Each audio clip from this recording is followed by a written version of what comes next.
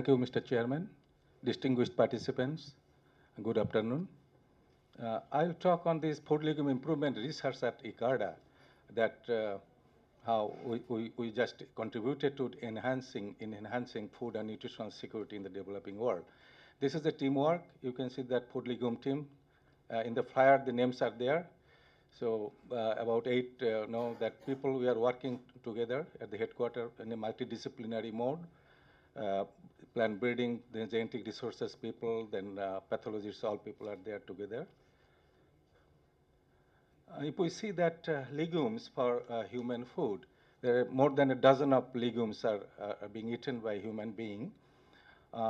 Even you can see that a picture here, probably it is not that much visible. Light might be, you can keep the light a little bit off, put off.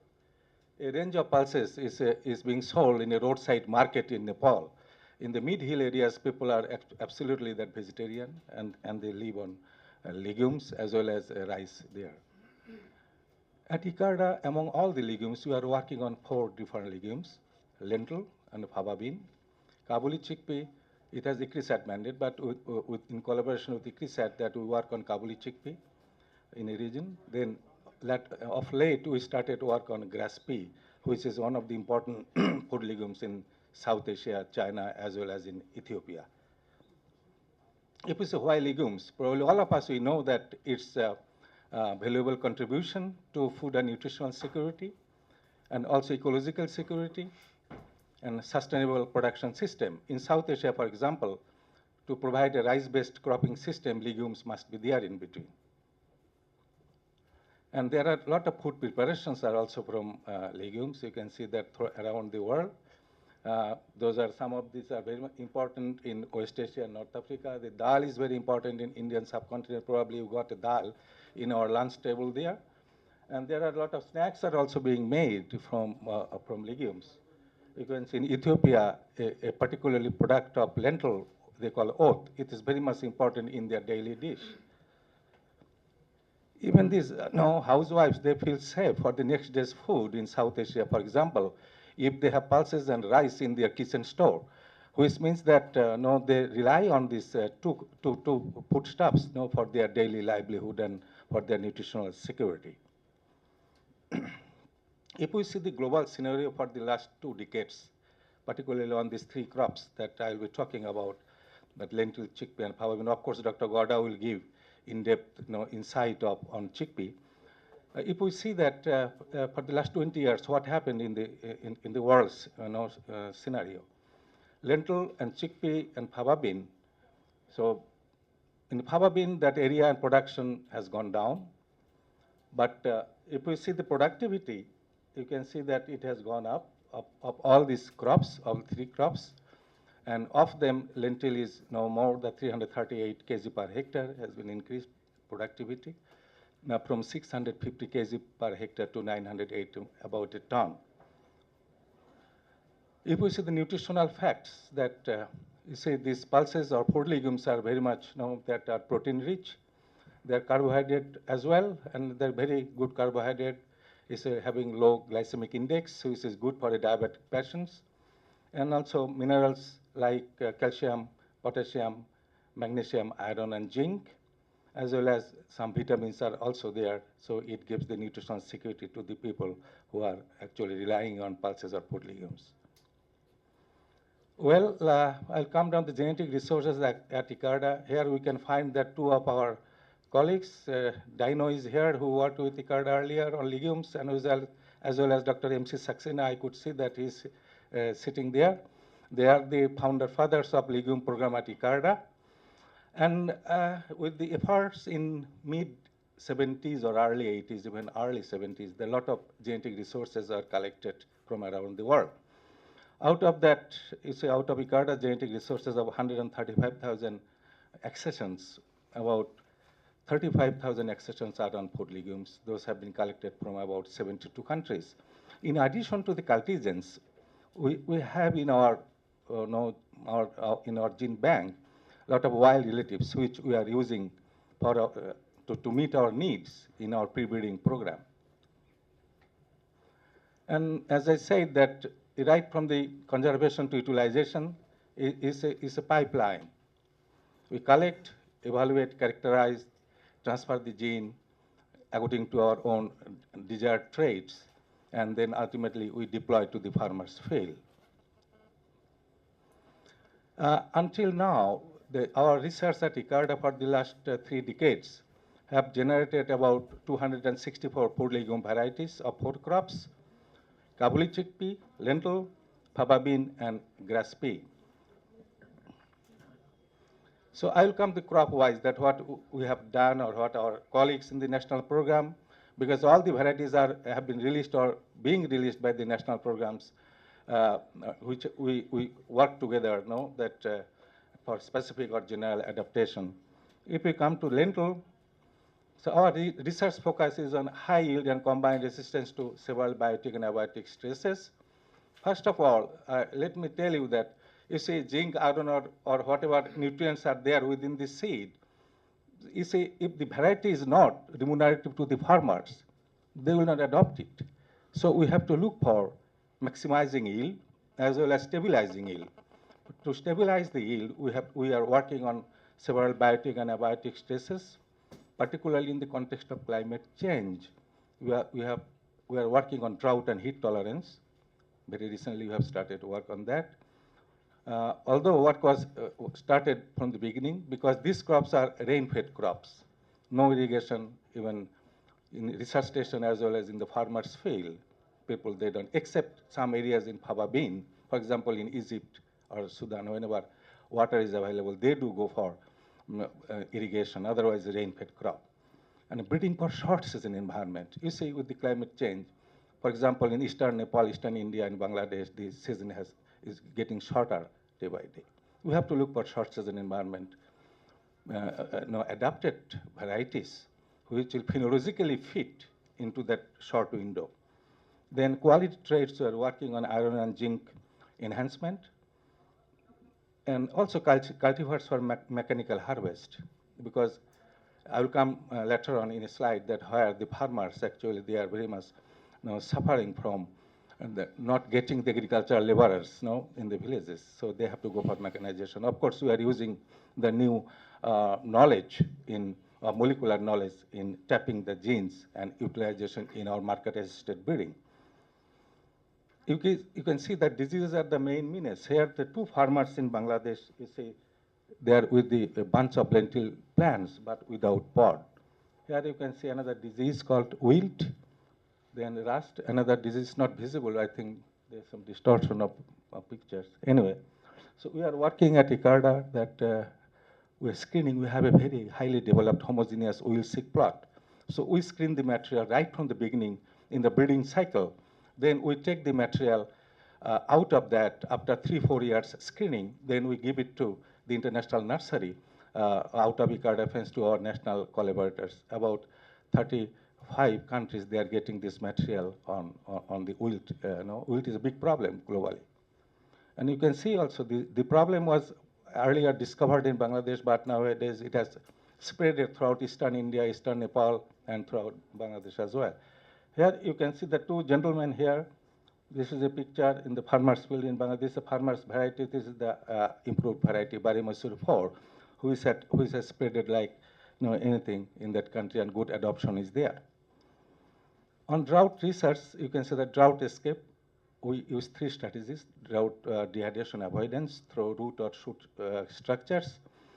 And for the drought escape, we are looking for early vigor, early flowering, rapid pod formation, early maturity with high biomass. And dehydration tolerance is the actual drought tolerance. We are also working on that. We are using that technique, a box screening technique here. Then we are also validating in the field before it goes to the national programs as drought tolerant nursery. Here, as I said, that dehydration avoidance, that we work with the root system. You can see this is the root of this variety Bari Masur 3, and this is the root of this variety Bari Masur 4, which is giving early ground coverage, early seedling vigor as well. And we are also taking into consideration that from the beginning that we are using that as one of the patterns to develop the material for early maturity or early flowering. And we are looking for those material actually which are having high developmental plasticity, which means that under drought condition, if it gives 1 ton, if it gets more rain in some years, so it should again grow because these are asynchronous type of plants. It can give maybe 1.3 tons. We are looking for that type of material which are having asynchronous flowering in such situation. So as I said earlier, that with machine harvest, that you can see that some of the varieties, Commando or Ferrat 87, which has been released in Turkey, which is having high lignification in their stem and good standing ability, they are very good for mechanical harvest. And we are looking for this type of erect type of genotypes that will give that good result in, that means less harvest loss during either by combine or by double dive cutter bar. And of course, we are working with the Harvest Plus Challenge program at ICARDA for the enhancement of iron and zinc. And we have studied about 1,700 material, and the material we analyzed in Australia with Adelaide. And there's good variation is there, 43 to 172 milligram per kg for iron, and for zinc, 22 to 103 milligram per kg. And in the process of our, evaluation of those material, so we are working with Morocco, with Ethiopia, with Nepal, Bangladesh, and very recently we have started our work with India. So there's good G-by interaction is there. But from there, we are selecting material which are having wide adaptation, that means widely doing well with zinc and iron content, and which does not have that much fluctuation. We are looking for that kind of material rather than specific, adapted to specific areas.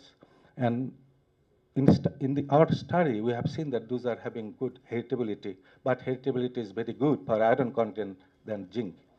And there is a good news that there's a positive correlation between these two traits, which means that if we go for enhancing or higher iron content, we can simultaneously also can improve the zinc content of a single genotype. And in our post-mortem analysis that we have seen, some of the popular varieties which have been released through our joint work in several countries, those are having good iron and zinc content. In Ethiopia, for example, Alamaya, it is being grown in about 120,000 hectares. In Bangladesh, Barimasur 4, 5, and 6, those are having good level of iron and zinc content. In Nepal also, there are a range of varieties. In Turkey, Mavisi 2001 is very adapted to Southeast Anatolia. So this is also being grown by the farmers over there in Portugal as well as in Syria. So we are going for fast tracking with all these iron and zinc rich lentil varieties. Our national programs in the region, they are working. So for example, in the variety Shekhar is having iron content of 78 milligram, where our average in lentil, we can say that is a 58 milligram. So it's a good jump is there. And also in Alamaya is having 82 milligram in Ethiopia, which means that these varieties are being grown, is being eaten by the consumers, and they are getting that more iron and zinc in their diet. In Syria also, that the gentleman is Pfeiffer Wolfgang, so he visited, he is coordinating the program. And Idlib 3, Idlib 2, which are being cultivated, and Idlib 3 is having another character, which can be very well grown under low environment, low rainfall condition. That means this variety is having high level of drought tolerance as well as is having high level of zinc. So these varieties which have been released by the national programs, they are having adaptation under, under different cropping systems. Sometimes you can see that here is the relay cropping, no till. The farmers, they spray that or broadcast that lentil seed in rice field. Rice has been harvested, the lentil was there. This is the same, another field that her no till condition lentil is being grown, is Barimasur 4 variety. And you can sugarcane, mix cropping with sugarcane, which means that if we develop a variety, it must have that kind of adaptability under mix or intercropping or relay cropping situation. And that is the usual practice of the farmers. And if we can fit our varieties in that kind of scenario, that is an add-on, and the farmers will grow it. And The adoption and impact study was done by the national programs in Bangladesh. For example, one example I am giving here, that improved varieties Barimazur 4, 5, and 6 with higher yield, high Fe and zinc content, resistance to diseases have been adopted by farmers. About 1.1 million farmers are getting benefited out of that. There was a question last time that one of our colleagues told me that how many people are getting benefit out of those varieties. If we say that a 5 members family is there, so maybe 5.5 million people are at least they are getting benefited out of these varieties. And about 110,000 hectares have been replaced. You know that the land holdings are very small, the farmers are very small. So, and covered about and producing about 55,000 tons from these three varieties only, extra lentil, which is worth about $40 million annually, which means that that country is producing 30% of the requirement, and they are reducing now, their import from outside by growing these varieties. And of course, they are having high iron and zinc content. On Kabuli chickpea, as I said earlier, Dr. Gowda will tell us about the whole chickpea scenario, but the work that we do at ICARD on Kabuli chickpea, I would like to give you some glimpse of that. And in achievements that out of 264 varieties that I mentioned earlier, that 120 varieties released in 30 countries in Kabuli chickpea, mostly in West Asia and North Africa, and in Central Asia as well. Then winter chickpea technology now available to the farmers. Earlier, the farmers are growing spring chickpea. With winter technology, they are getting more than double yield. For example, that earlier with spring chickpea in Syria, farmers are getting about 700 to 800 kg per hectare. Now they can harvest easily 1.8 to 2 tons per hectare. And genetic enhancement for large seeded type. You see, in the Indian subcontinent, there is a demand from the farmers that we have to look for large seeded type. And breeding for short season, because this is, as I mentioned earlier, season is getting shorter. These are the this improvement agenda in Kabuli chickpea. One of the menace of Kabuli chickpea production in the region is the associated blight. So this affects pod, stem, seed as well.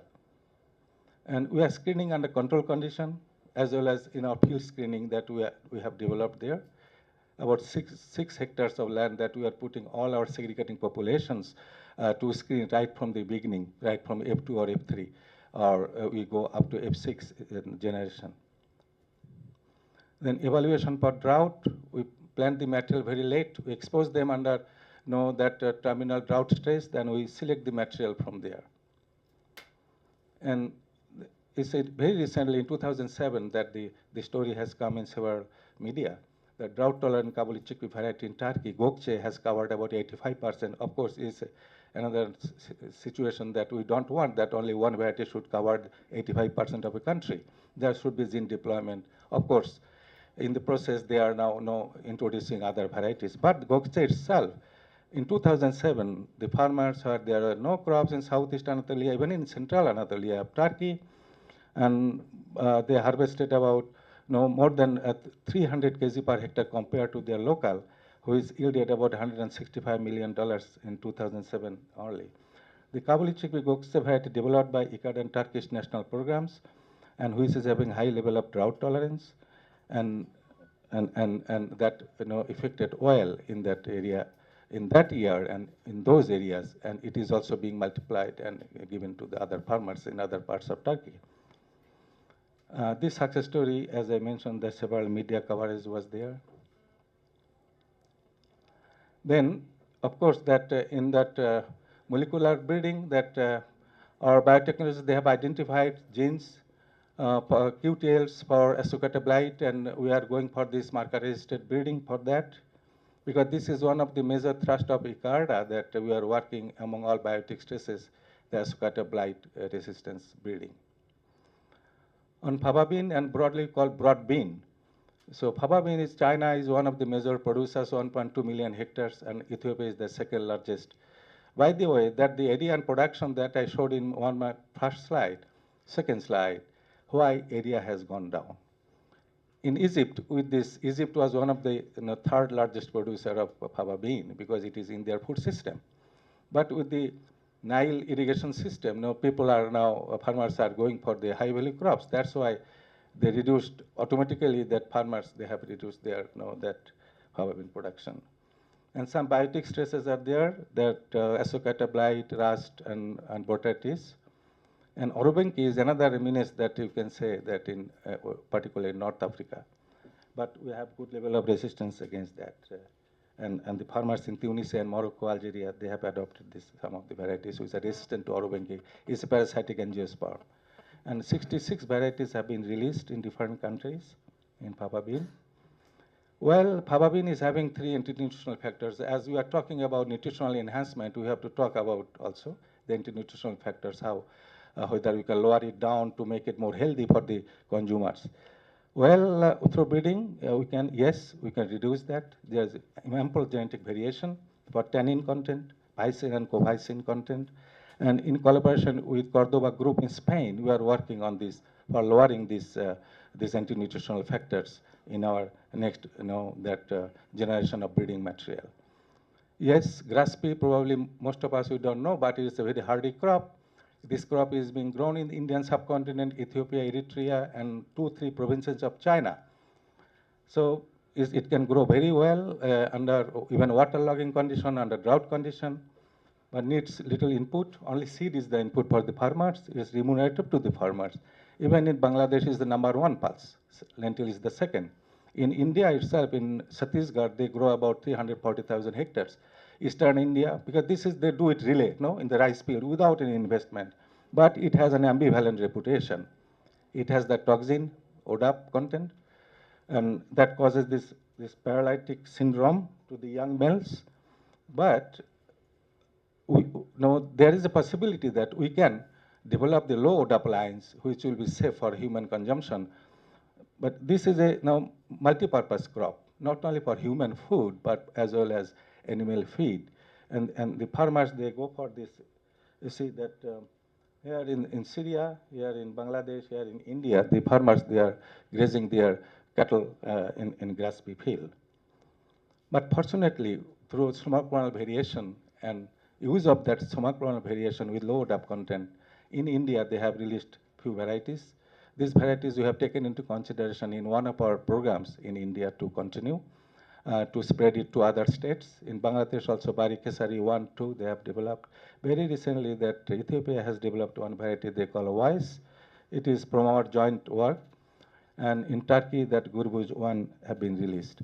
Why I'm talking about this crop is you see, the persons who doesn't know the importance of the crop, you see, the farmers easily they get 1.5 to 1.8 tons per hectare without any investment. But with the next Boro rice, now we are trying to squeeze it. That means if we can get early type material which can be fitted well under this recipe rice system. I'll give a glimpse here of one of the countries that we are working also for food and nutritional security on legumes is Afghanistan. The person who is chairing the session, he is very much there. He is working with the farmers there. Out of 8 million hectares in Afghanistan, there are 2 million hectares are irrigated, but rest are rain-fed. So there is ample opportunity to introduce legumes there in the system for crop diversification.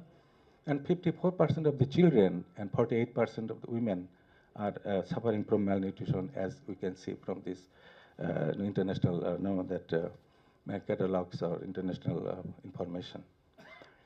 And there is a potential of pulses like chickpea, lentil, mung bean, grass peas, and faba beans. These are already in their food system. This is not a new introduction to them. So just to take those, that high-yielding type material which will be fitted well in their wheat-based system. And yield potential of local varieties are very low. And ICARD and nuts introducing high-yielding improved varieties for rapid dissemination and adoption. For example, the short duration mung bean. I'm happy to see Dino is here, and that this mung bean varieties came from ABRDC and introduced, and Javed took it to the farmers.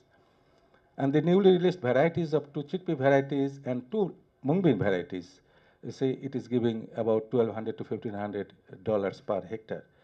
It is not only the nutritional security, but food security as well. When they are available within the community, it's definitely they are using in their daily food dish. And here you can see that 2 slides that the chickpea variety, which has been introduced in Afghanistan, and some lentil varieties here, which are doing well in their condition. I'm really amazed to see that, Javed, that how uniform the crops are. And of course, here I would like to give you a picture that in 2008, it was nascent, more or less. There was no mung bean, only 0.15 tons. Then in 2009, it became 3.5 tons. In 2010, is 80 tons, and it has covered about 3,000 hectares. And the whole program is in good hands of Dr. Rizvi, along with our national programs in Afghanistan. Not yet. It's a good question. Actually, we are now discussing with some NGOs in Bangladesh or in Nepal, like Forward or Liber, that we did not do also bioavailability. Is another question that. So we are extending or expanding our work for bioavailability of iron and zinc. Of course, we know that if phytate contents are more, iron uptake is less. So we have to look for that. This is the second step that we are taking into consideration. And third step, we are, as a question, that we will definitely work with the nutritionists there and with some NGOs, with some that relevant people there. Thank you for your question. Yes, Rob? I was curious if you're seeing substantial gains in productivity on farm. I mean, one of the impacts we've seen of the great growth in cereal yields is that legumes, grain legumes, which are very nutritious, have become relatively more expensive. And I'm wondering if you could just say something about trends overall with respect to yields in the pulse crops that you've been discussing that do bring these nutritional advantages. Well, again, that you see, there are two things that we are working for the improvement of productivity, for example. And the general perception of the farmers, even researchers, are that if we have rice or wheat, you know, so we don't, those are secondary crops, they think like that. You see, when the good land is there, they're going for rice and wheat or major crops or potato, Kadian is there, and they're pushing pulses in marginal land all the time. This is one of the reasons we need good agronomy, you see, for that. And if we don't have good, if soil is hungry and thirsty, so we cannot get a big jump. Although we have yield potential of fava bean in Egypt, 7.5 to 8 tons. It's even more than even wheat, less than rice. But the farmers know that they could not go because now with the irrigation facilities in the Nile Valley or Nile River, they're going for potato, they're going for cabbage, cauliflower, all beans, even they're going for barsim. So anyway, so we are trying our best. As you have seen that at least 338 kg per hectare it has increased, although area has decreased in many countries. But surely that we are talking about now the whole farming system more. For example, in this area now, what is happening that wheat, mung bean, rice.